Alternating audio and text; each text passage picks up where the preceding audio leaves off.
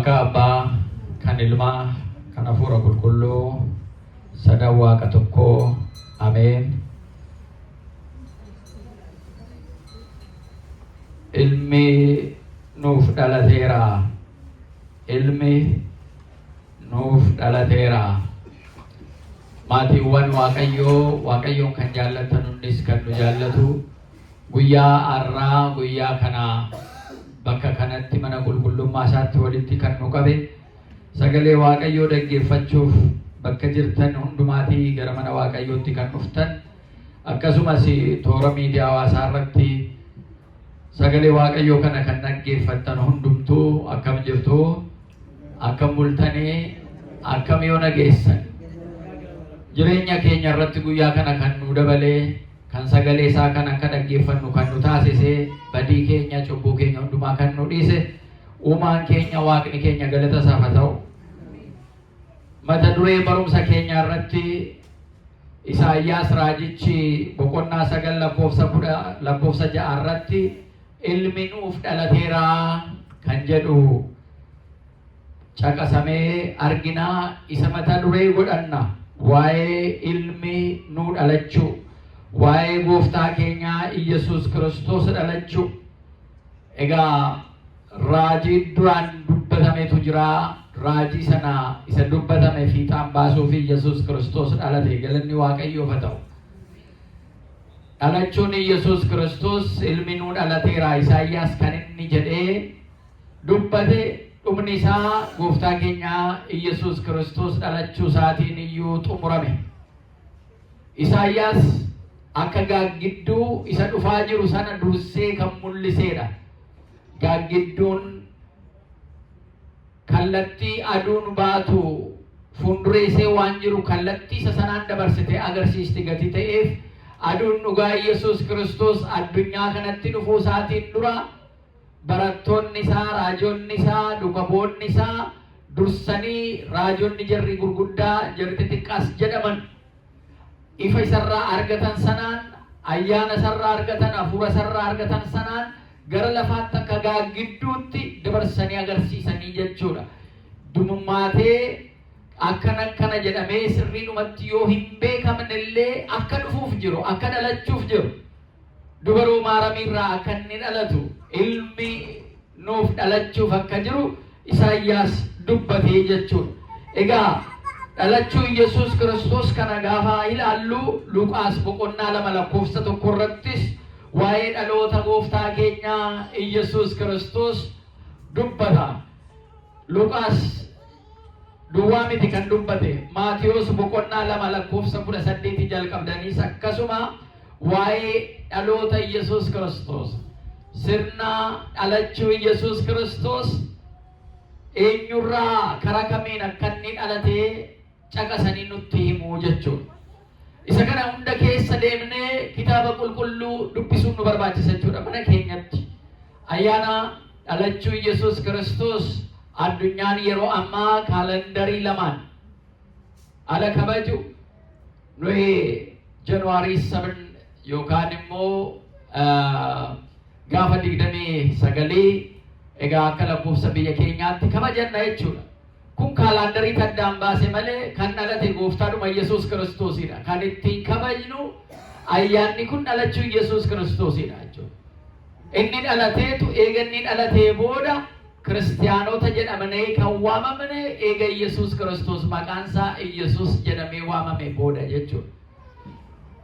Waggaa 2000 fixee waggaa 3000 jalqabee jira. Seenaa kana haala ilaallu kiristinnaa keessatti namni kiristiyaana ta'e Kiristoosiin faana bu'ee isa duukaa deemee waan inni hojjetu, waan inni harka isaatiin hojjechaa ture, waan inni jecha isaatiin barsiisaa ture fakkeenya godhatee deemuudhaaf maqaa isaatiin akka waamamnuuf eeyyama isaanuu ta'ee jechuudha. Ilmi inni dhalate kun isa raajiin dubbatameedhaafi. Inni raajiin dubbatameef kun seenaa keessatti Iyesuus Kiristoos Waaqayyo jaalala namaaf qabuun, uumama isaatiif qabuun, nama jaallachuu isaatirraan kan ka'e jaalala waaqayyoo dhalachuu Yesuus Kiristoosiitiin argine jechuudha. Inni jalqabaa dhalachuu Yesuus Kiristoosiin waaqayyo akkam nama akka jaallatu nutti agarsiise. Akka nu jaallatu tokko tokkoon keenya akka si jaallatu akka na jaallatu addunyaa kanarra nama jiru hundumaa waaqayyo akka jaallatu karaa gooftaa keenya Yesuus Kiristoosiin nutti agarsiise jechuudha. Kunis wangeela Yohaannis boqonnaa 3 lakkoofsa 16 irratti waaqayyo akkamitti addunyaa kana akka jaallate ilma isaa tokkicha amma ergee nama ta'utti akka inni ittiin nu jaallate nutti agarsiisa jechuudha. Galanni waaqayyoof haa ta'u. Inni kun iccitii guddaa yeroo hundumaa qalbii keenya keessa kaawwannee jiran yeroo hundumaa nu keessatti dhalachuu isa qabudha jechuudha. Isa nu keessatti ilaalcha dulloome yoo jiraate haaromsuu kan danda'u, ilaalcha dadhabe yoo jiraate cimsuu kan danda'u, isa abdii kute yoo jiraate abdii toruu kan danda'u jaalala waaqayyo nu qabudha jechuudha. Gatii qulqulloota taaneef miti kan nu jaallate, gatii beektota taaneef miti kan nu jaallate, gatii qabeenya qabnuuf miti kan nu jaallate, gatii humna qabnuuf miti kan nu jaallate. Waaqayyo akkanumatti nu jaallate. Galanni isaaf haa ta'u. Bareedina nama qabu laalee miti waaqayyo kan filate, kan jaallate. Isa qabeenya qabu laalee miti, sooressa miti kan inni filate. Isa humna qabu, isa irree qabu laalee miti kan inni filate. Hundumaa akkanumaan filatee jedha. Galanni isaaf haa ta'u. Namni ala nama jaallatu sababa barbaada. Alaadha manaa keessan jaallattan, abbaa manaa keessan jaallattan sababa ittiin jaallattaniif himuu dandeessu. Maatii keessan haadhaaf abbaa keessan dhiistanii jaalallee keessanii wajjin tokko kan ittiin taatanii mana abbaa fi haadha keessanii dhiistanii waliin jiraachuudhaaf deemtan humna jaalala sana taasise sababni isaa maali ala jettan ibsachuu dandeessu. Kanaasee jaalladhee kanaasaa jaalladhee jedhanii walitti himuu danda'an. Kanaafuu mana haadhaaf abbaa isaa dhiiseetu iseenis mana haadhaaf abbaa ishee dhiiste isa jaallatte duukaa deemtee mana ijaarratti, jireenya ijaarratti, jireenya ijaarrata. Waaqayyo garuu sababa tokko kanaafis si jaalladhe waaqayyo kanaaf na jaallate jettanii waan ittiin tanu tokkollee utuu jiraatin akkasumaan nu jaallata. Qabeenyaaf akka hin jenne inni qabeenyi hundumtuu kan isaa kan ta'edha. Beekumsaaf akka hin jenne beekumsa kootiin na filate jennee akkasatti hin haasofne beekumsi hundumtuu kan Waaqaati. Beekaan Waaqa. Namni yoo beekellee takka ture isa beeku dagachuu danda'a. Waaqayyo garuu beekumsa hundumtuu sarraa madda beekumsaa gati ta'edhaaf. Beekumsa keenyaan miti, qabeenya keenyaan miti, humna keenyaan miti, abshaalummaa keenyaanis miti. Kanaafuu Waaqayyo akkanumatti addunyaa jaallachuu isaatiin ilma isaa tokkicha Yesuus Kiristoosiin gara farabaatti nu ergee jira. Galanni Waaqayyoof haa ta'u. Galanni isaaf haa ta'u. Kana yeroo hundumaa dhalachuu lafarratti guyyaa waggaa 2000 fitee 3000 jennu malee abdiin jiru sun, ifni jiru sun, burqaawwan gaarii ta'ee jiru sun yeroo hundumaa laphee keenya keessatti guyyaa guyyaadhaan dhalachuu qabaa jechuudha. Jaalala Yesuus Kiristoos egaa Waaqayyo abbaa isaarraa ergamee dhufuun isaa sun Waaqayyo akkaataa akkamiin akka nu jaallatu, kaayyoon Waaqayyo nuu qabu maal akka ta'e ilma isaa tokkicha amma ergee nu jaallachuu akkamitti akka danda'e nutti agarsiisa jechuudha. Inni kan biraa lammaffoo irratti jaalala isaa, jaalala Waaqayyo kan irra ittiin arginu. Inni lammataa immoo kisoomina Waaqayyo. Kisoomina Waaqayyo maal akkamitti gaduuf qabuun akkanaa eessaa dhufaa? Yesuus Kiristoos ilma Waaqaa, Waaqa kan ta'e Abbaaf Hafuura Qulqulluu wajjin kan waaqeffatamudha, kan galata isaa galchamuudha. Teessoon isaa mootummaan isaa kan bara baraati. Qulqulluun Gabriel akka jedhetti Luqaas irrattis akka barraa'etti misraachoo ala dubbatu mootii bara bara kan ta'e. Garuu dhalachuun Yesuus Kiristoos gaafa arginu akkaataan itti dhalate, bakka inni itti dhalate, yeroo inni itti dhalate kana ala arginu waan baay'ee sammuu keenya keessatti nutti fida. Mana keessatti miti kan inni dhalate. Masarraa mootummaa keessatti, paalaasii keessatti miti kan inni dhalate. Hospitaala keessatti miti Yesuus Kiristoos kan inni dhalate. Kan Yesuus Kiristoos dhalate qabeenya hundumaaf kan kennu ta'ee utuu jiru akka nama qabeenya hin qabneetti, akka iyyoomaatti, akka harka qalleeyyiitti, waa tokko akka waan hin qabaannetti dallaa sa'aa keessatti Yesuus Kiristoos dhalate. Dallaa sa'aa keessatti yeroon saammoo yeroo cabbiin itti bu'u, yeroo qorri bu'u. Jarri biyya Awurooppaa, biyya Ameerikaanii kana keessa yeroo kana akkamitti akka dhufne hin beekna. Wayyaa meeqa akka uffannee gara mana Waaqayyoo kanatti akka dhufne hin beekna. Keessi keenya gaafa makiinaatti konkolaataatti gallu konkolaataa keenya uffannee akka nammoo dhufnee ala mana keessatti waaqeffannu manichi akka ho'u ta'eetu uffata uffannee uffata irratti uffata qorra yeroo kanaa keessa akka dhanna ho'isannee ittiin deddeebinuudhaaf akkaataan teeknooloojiin uffata kanaanis ho'istuu manaa, ho'istuu konkolaataa keenyaa hundumaa nu qophaa'ee jechuudha. Yesuus Kiristoos garuu ala dhalatee wanti isa ho'isu tokko illee hin turre. Dallaa sa'aa keessatti haati isaa waan itti uwwistu waa tokko illee hin qabdu turte giftii keenya maaramiin jechuudha. Inni kun dhiphina keessa nama jiruuf iyyoomee waa tokko harkaan qabu san jedheef isa buqqa'ee mana isaatii ba'ee godaanee jiruuf abdii ta'uudhaaf iyyuu Yesuus Kiristoos dallaa sa'aa keessatti dhalate. Galanni isaaf haa ta'u. Gadi of qabuun akkanaa, kisoominni akkanaa eessaa argama? Utuu hunda qabee jiru waa tokko akka hin qabaannetti kan ta'e. Utuu hunduu kan isaa ta'ee jiru waan yeroo dhalatee sana carqee yookaan uffatatti maramullee amma dhabutti kan ga'e. Garuu waan ajaa'ibsiisu beeladoonni naannoo sana turanii hafuura isaaniitiin isa ho'isuu turanii jedha. Kun ajaa'ibsiisaadha. Hojii ajaa'ibsiisaa dhalachuu Yesuus Kiristoos keessatti. Isa kanarraa maal hubannaa yoo jenne kisoomina hubannaa.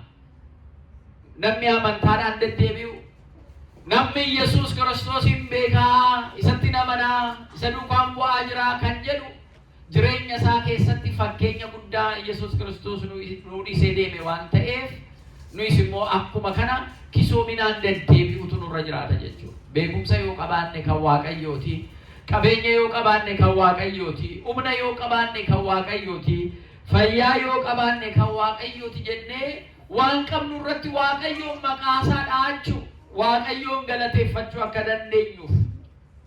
Kana ta'uu dhabaannaan hundumtuu kan kooti beekumsas qabaa, qabeenyas qabaa kan jedhanu kan of tuulanu akka tulluun ol baasanii maqaa isaanii namoonni akka isaan faarsan kan ta'an hundumtuu akka duumessa gannaati. Ala qilleensi dhufu hin mul'atan hin baduu jedha. Kanarraa Waaqayyoon keenya nu haa oolchu. Kanaaf Yesuus Kiristoos nu fakkeenya ta'uudhaaf kisoominaan akka jiraannuuf jarri waan moo harkaa hin qabaanne abdii akka hin kunneef dallaa sa'aa keessatti Yesuus Kiristoos nu dhalachuusaa isa kanaan argina jechuudha. Inni kan biraa sadaffaan dhalachuun Yesuus Kiristoos mallattoo fayyinaa fi nageenyaati. Yesuus Kiristoos dhalachuunsaa mallattoo nageenyaati, mallattoo fayyinaati. Jarri fayyaan qaban, jarri nagaan qaban, nagaa argachuu isaanii jarritti murtaa'e, murtiin du'aa itti murtaa'e. Kanaan booda dukkana keessa jiraachuurraa ifatti ba'uu isaanii murtii du'aa sanarraa murtii jireenyaa argatanii jireenya bara baraa argachuu isaanii kan agarsiisudha. Kunis wangeela Luuqaas boqonnaa 2 lakkoofsa 10-14 illee kanuma argan. Nagaan addunyaa kanaaf haa ta'uu jedha. Fayyisaan addunyaa dhalateeraa jedha. Fayyisaan addunyaa maal ta'eera? Dhalateera. Kanaan booda fayyisaa addunyaa dhalatee jiraati. Nagaan addunyaa kanaaf haa ta'u. Ijoolleen Addaam abdii horadhaa. Ajjechaan duuti kan isin irratti labsamee miti. Kanaan booda kan abdii qabdanuudha. Duraan Waaqayyo abboommi isaa eeguu dadhabuu keenyarraan kan ka'e lafa namni jiraatu, gannat lafa namni jiraatu sana keessa lafa Waaqayyo isa kaa'e keessa argatamee ba'e cubbuu hojjechuu isaatiin amma akka waaqummaa isaatti itti murteessee bakka teessoo kabajaa sanarraa yoo ari'atillee garuu immoo akka abbummaa isaatti akka waaqummaa isaatti murteessee ari'atee akka abbummaa isaatti immoo waggaa 5 walakkaa booda nama ta'ee dhalateet gara kabaja sanaatti hunda keenya nu deebisee jira. Galanni isaaf haa ta'u. Maatiiwwan Waaqayyoo inni kun egaa ba'aaf bu'ii amantaa keessa jiruuf Waaqayyo wajjin ittiin deemnu keessa isa jiru nutti agarsiisa. Namni kiristaanaa keessa jiru hin dogongoru jechuu miti. Hin kufu jechuu miti.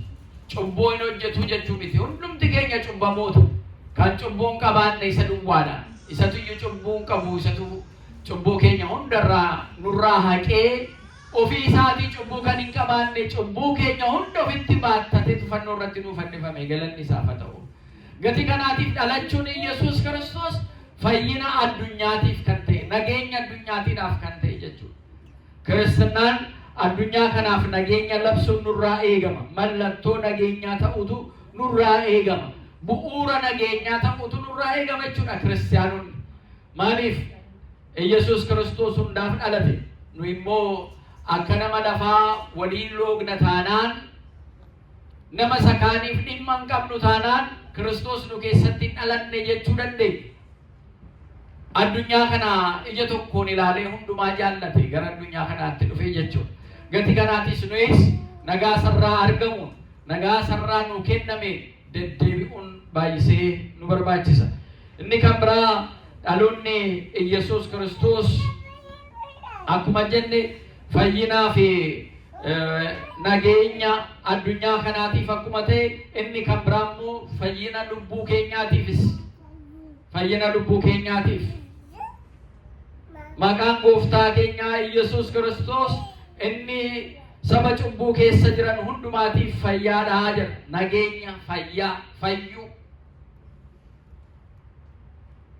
Inni kun jireenya keenya tokko tokkootiif dhalachuun isaanaaf maalii ala jennu fayyaa itti arganne, nageenya itti arganne sana ofii keenyaaf isa addunyaadhaaf kennamee duwwaatu ta'in amma tsoomaa jirra, lagachaa jirra, ala guyyaa dhaloota isaa kabajnu tsoomni keenya siikamee kunoo Yesuus Kiristoos nu dhalate jennee ala labsii sana labsinu nu keessatti gammachuu qabnaayi, nu keessatti nagaa qabnaayi, nu keessatti fayyaa qabnaayi isa jedhu sana ilaaluun baay'ee barbaachisaadha. Wangeela Maatiyos boqonnaa 1 lakkoofsa 21 irratti cubbuu keenyarraa kan nu fayyise isa akka ta'e agarra jechuudha. Dhalachuun isaa cubbuu keenyarraa kan nu fayyise. Lubbuu keenya jiraattu bara baraa akka taatuuf murtii bara baraarraa kan nu eegi akka ta'e arginaa jechuudha. Gooftaan keenya Yesuus Kiristoos dhalachuun inni kan biraa dhalachuun gooftaa keenya Yesuus Kiristoos fayyina keenya keessatti du'a mo'achuu keenya nutti agarsiisa. Yesuus Kiristoos dhalachuun isaa du'a mo'achuu keenyas kan nutti agarsiisudha jechuudha. Egaa maatiiwwan Waaqayyoo hiika baay'ee nu qaba dhaloonni Yesuus Kiristoos.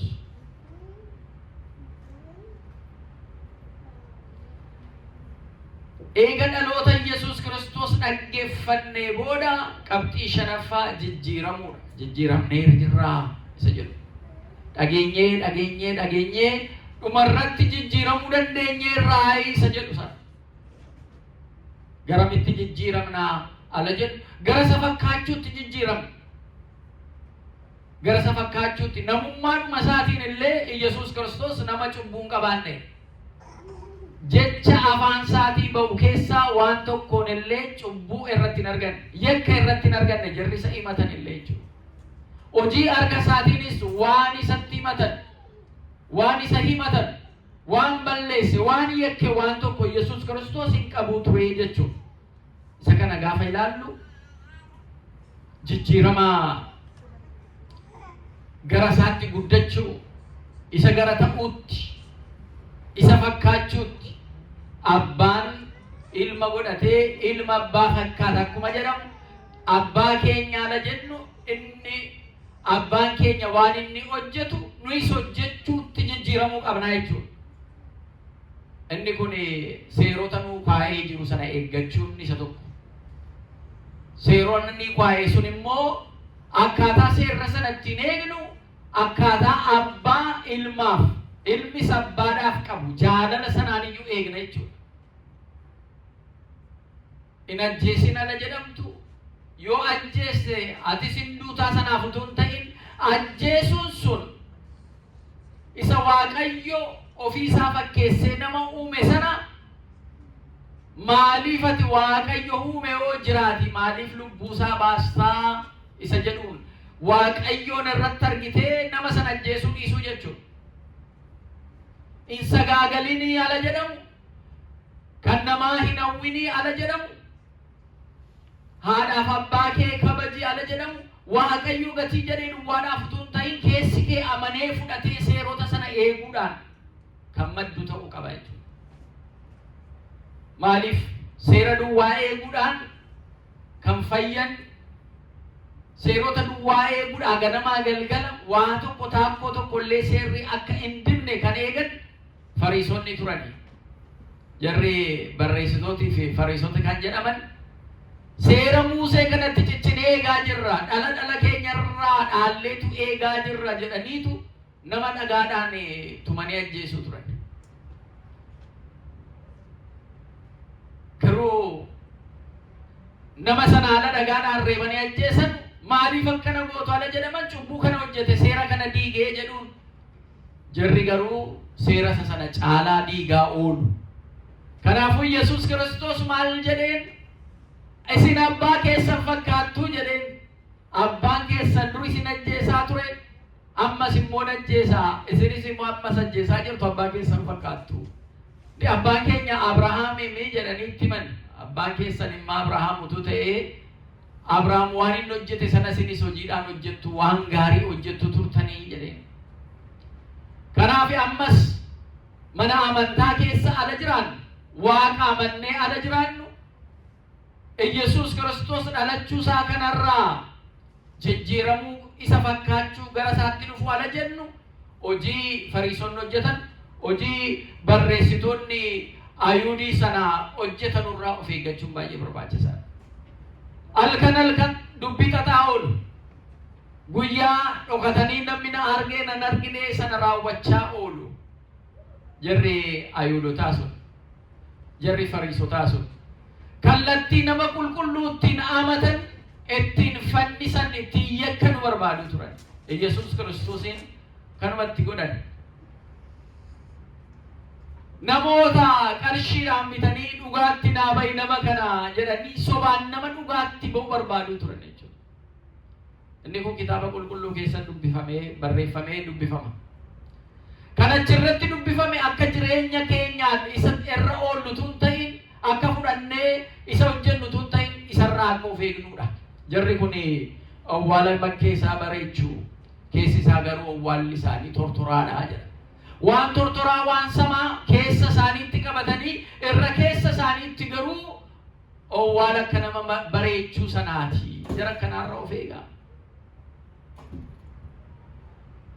Gati kanaatiif dhalachuun Yesuus Kiristoos jijjiiramuudhaaf. Jijjiiramuun keenya immoo gara dhugaatti. Ani tiksee oolotaati kan inni jedhee oolonni gara koo dhufu jarri gara koo dhufan immoo singalusii kan inni jedhaa ture. Wangeela Yohaannis boqonnaa 10 irratti kan inni kaase. Tiksee oolotaa kan ta'e inni lubbuu koo dabarsee tan oolota kootiif hin kennaa jedhe. Galanni isaaf haa ta'u. Jaalalanni ittiin nu jaallate sana argina jechuudha maatiiwwan Waaqayyo. Ala qorra kanaan kaatanii dhuftan. Ala moominaan lagattanii nyaachuu dhuguu lagattanii soomaan dhaloota Yesuus Kiristoosii yaaddanu yeroo akka kanaa kan immoo eebba sarraan argattan. Isa yaaduu keessaniin waan isiniif ta'u kana akka jiruun argattan jechuudha. Eebba samiitu hundumti keenya argannaa jechuudha. Namatti of agarsiisuudhaaf miti. Nu soomnee amma kana turree jarri kaan nyaachaa turan jennee himachuudhaafis miti. Nuyi amma kana turree kaalandariin keenya akkana godhe akkana ta'eedhaaf inni kaan garuu kana hin beeku jennee ittiin of tuuluudhaafis miti. Kisoomina Yesuus Kiristoos irraa arganne gara sanatti jijjiiramnee hunduma keenya madaalli isaatiin kan nu madaalu eenyu? Waaqayyoon nu madaalu. nuyi waan hojjedhaan hin jedhe amma nuu gale amma hubanne ittiin hojjechaa deddeebina amantiidhaan ala jiraannu amma nuu gale amma hubanne hojjechaa deddeebina kan dhumarratti madaalli isaa nuu kennu abbaa isaa kan ta'e abbaa madaalliin dhugaa sarraa kan argamudha jechuudha. Kanaaf ala jireenya keenya keessatti namoonni tokko amantaadhaan fiigichuu jireenyaa jalqabanii ganuudhaan addunyaa kanarraa yoo boqotan bu'aan isaanii maalii jedha. Salamoon inni ogummaa kennameef namni tokko eega dhalatee ka'ee waan gaarii hojjetee waaqa duukaa bu'aa deemeetu dhumarratti garuu cubbuu keessatti kufee achi lubbuun isaa darbite. Bu'aan isaa namicha kanaa maali? Inni kaan immoo jireenya isaa guutuudhuma ammeenya yakka hojjechaa oolee dhumarratti qalbii jijjiirrateetu lubbuun isaa darbite. Inni immoo mootummaa Waaqayyoo dhaalee.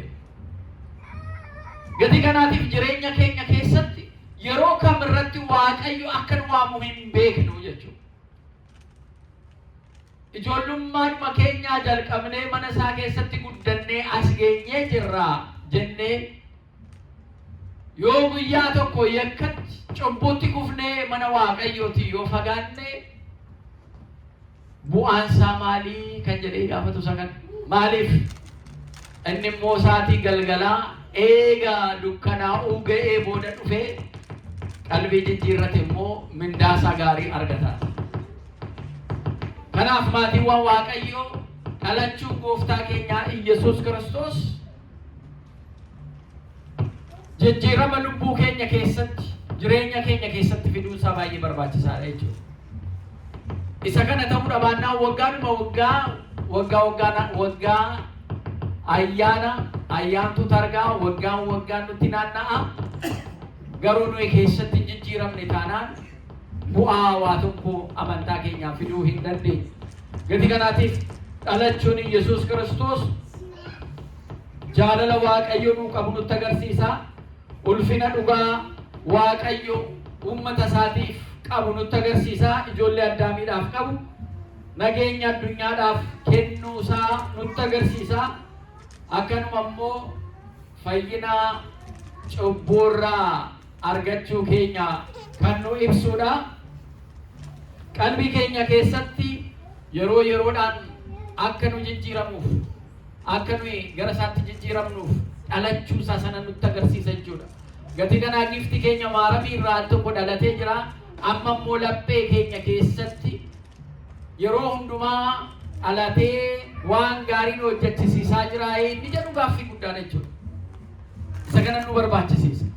Yeroo hundumaa akka san daganne Beetaliheemitti dhalate ala jennu dallaa sa'a keessatti dhalatee ala jennu fayyisaa addunyaa jarri Ayhuudotaa isan beeknu jedhaniiti gaafanne guddatee barsiisuu jalqabee akka daa'immanii yeroo eeggatee seera isaanii eeggatee akkaataa uffannaa aadaa isaanii uffatee jarma keessa taa'ee dhalatee alanni barsiisuu jalqabu maal kun ilma Yoosef miti wallaallee jedhaniitu fudhachuu didan. Jarri aangoo irra jiranus isa fudhachuu didan. Garuu amma gabaa 5 kan ta'utu isa duukaa yaa'aa ture barumsa isaa barachuudhaaf. Hojii raajii harka isaa waan inni hojjetu ilaaluudhaaf. Innis jecha isaatiin barsiisaa raajii isaa jalatti mul'isaa namoota badiirraa akka fayyanuuf qalbii isaanii akka jijjiirratanuuf itti himaa ture jechuudha. Garuu inni kun masii keenya isa dhugaa miti jedhaniitu Ayhuudonni isa fannisan. Yeroo inni dhalata jedhame kan biraadha amma miti jedhaniitu Iyesuus Kiristoosiin fannisan. Amma wanaa hin dhalataa jedhanii eegu jarre. Nu immoo hin dhufa jennee eegna jechuudha sattamannee. Addunyaan maqaa kiristaanaatiin jiru hundumtuu Iyesuus Kiristoos lammata dhufaatii isaa eeggata jechuudha. Amma dhalachuusaa sana amanee jarri Ayhuudii garuu amma wanaa ganaa nuu dhalataa kan bilisa nu baasu ganaa nuu dhalata jedhanii jibicha diimaa isaanii qopheessanii aarsaa godhachuudhaaf ammallee isa eegu jechuudha. addunyaan akkana bakka inni itti dhalate isa fudhannee garuu jarri bakka inni dhalate sanarraa fagoo jiran dursanii fudhataniiti isaa wajjin jiraachuuf ga'anii Waaqayyoof galanni haa ta'u. Maatiiwwan Waaqayyoo yeroo dhaloota Yesuus Kiristoos yaadannu maal gochuu qabnaa? Dhalachuu Yesuus Kiristoos guyyaa gammachuu gatii ta'eedhaaf jara gammachuu qaban hidhaa keessa jara jiran dhukkubsatanii jara jiran yaadachuun baay'ee nu barbaachisa jechuudha. Jara qe'ee isaaniitii godaanan yaadachuun nu barbaachisa jechuudha. Jara beela'anii jiran yaadachuun nu barbaachisa jechuudha. Gammachuu nu keessatti dhalate sana inni nu jedhee akka dhalate nama hundumaatiif jireenya bara baraa akka argatuuf kan dhalate dhugaadhaaf ifaan akka jiraatanu akka inni dhalate nu immoo waan qabnurraa qoonnee jara kaanis guyyaa sana gammadanii akka oolan taasisuun nu barbaachisa jechuudha. Guyyaa sana duwwaadhaaf miti. Otoo akka Yesuus Kiristoos ta'ee hundumtuu hiyyeessillee keessa jiraatu ture. Hundumtuu waan qabu iddoo tokkotti kaa'ee waan barbaade achirraa fudhateetu dhimma itti ba'aa ture. Jarri kiristaanaa jala jalqabarra turanis kana yaalanii turan. Kiristaanonni jarri jalqabaa qabeenya isaanii iddoo tokkotti fidanii humna isaanii iddoo tokkotti fidanii waan qaban achirraayyuu jiraannas jedhanii turan. Kun yaadamee ture. Garuu isa keessaa yoo bor immoo kaanee bittinnoofne maalitti galuudhaaf deemnaa jedhanii qabeenya isaanii dhoksanii walakkaa achi kaawwatanii dhoksatanii walakkeessa immoo fidanii kunoo kanuma duwwaa qabna jedhanii kan Waaqa fuuldureetti dhaabbatanus gatii turaniif tokkummaan akka sanaan akka hin deemne waan qabanu bakka tokkotti kaa'anii achirraa hundumtuu dhimma itti ba'ee akka hin deemne gufuun isa quunname jechuudha. Haa ta'u immoo malee amma akkaataa amma jirruun namni waanuma danda'e nama danda'eef waan gaarii gochuun guyyaa dhaloota Yesuus Kiristoos kana waan gaarii walii gochuudhaan yaadachuun baay'ee barbaachisaadha jechuudha. Biyya keenyaaf nagaa hawwu tokkummaa saba keenyaa cimsuun nurraa barbaachisa jechuudha. Biyya Ameerikaanii keessa jirru kanaaf baanee itti gallu kanaaf Waaqayyo nagaa akka kennu kadhachuun baay'ee nu barbaachisa jechuudha. Tokkoon keenya nu keessaallee namni dadhabe yoo jiraate hafuurawwaadhaan wal cimsuun baay'ee barbaachisaadha jechuudha. Ala sanaa dhaloonni Yesuus Kiristoos inni gammachuun lafaa, gammachuun namaa, gammachuun ergamootaa laftii fi samiin wal duukaa isa galateeffatan sun dhugaa ba'aa jechuudha jireenya dhuunfaa keenya keessatti jechuudha. Kanaaf Waaqayyo abbaan keenya jaalala nuu qabuun ilma isaa tokkicha ergee amma dallaa isaa keessatti dhalatuun nu jaallachuu isaa kan nutti agarsiisee ifa isaa kanaan immoo amma dhumaatti cimnee akka jiraannu Waaqayyo nu haa gargaaru. Kan nu kakaasee nu jalqabsiisee nu xumursiisee galanni Waaqa keenyaaf haa ta'u.